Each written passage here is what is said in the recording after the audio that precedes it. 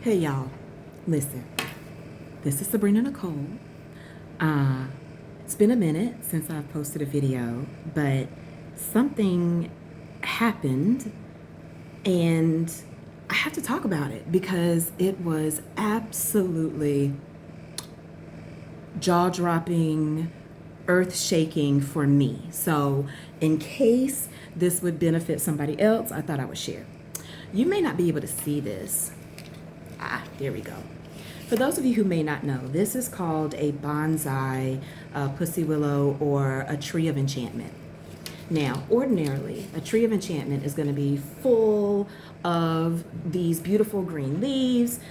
You might see, if I get a little bit closer, you might be able to see, some of the white sprouts coming up from it. That is, where these leaves and stuff will form from or shoot out from. Beautiful, right? And because I learned that the tree of enchantment is a male tree, I named him Carl. Something happened though, about maybe a month or so after getting Carl, I noticed another little tree kind of sprouting out from underneath the gravel and dirt of Carl. This little tree, I thought, was, oh, this is great. We get 2 trees for 1. I'm gonna take it and I'm gonna repot it, right? So I repotted what I called Carl Jr. And I began to notice Carl Jr. began to shrivel up and die. Didn't matter how much water I put on it. Didn't matter. I tried the whole aspirin water trick for both Carl Jr. and for Carl because Carl started to die. I had to actually prune him and all of that. He started to die as well. So I pulled out Carl Jr., potted him by himself, continued to try to treat both of these plants back to health, and still Carl Jr. shriveled up and became black. So I did a little homework. I wanted to find out what was going on. And what I learned is that Carl Jr. was not a tree. Carl Jr. should not have been there. In fact, what people would say, what gardeners would say, is that Carl Jr. was a sucker. Let me tell you about suckers. Suckers steal resources from the main tree or the main plant. It diverts energy and nutrients away from the tree, weakening its growth and vitality.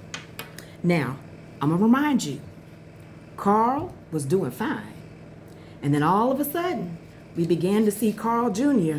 coming up the side from underneath the soil. And as I began to see Carl Jr. coming up from underneath the soil, Carl Jr. was green. He was living. He was thriving. All the while, my main tree, Carl, was dying. Here is the revelation I want to share with you. If you have not done so, check your environment. Check to see and assess. Hopefully you didn't hear my dogs. Check to see and assess if everything in your environment is copacetic. Is it feeding you? Is it supporting you? Or is it a sucker? Is it stealing nutrients and vitality from you?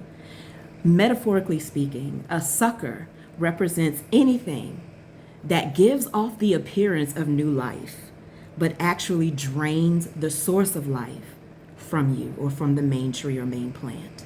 I'm going to say that again, because Carl Jr., when he first came out from under the soil, was green and thriving.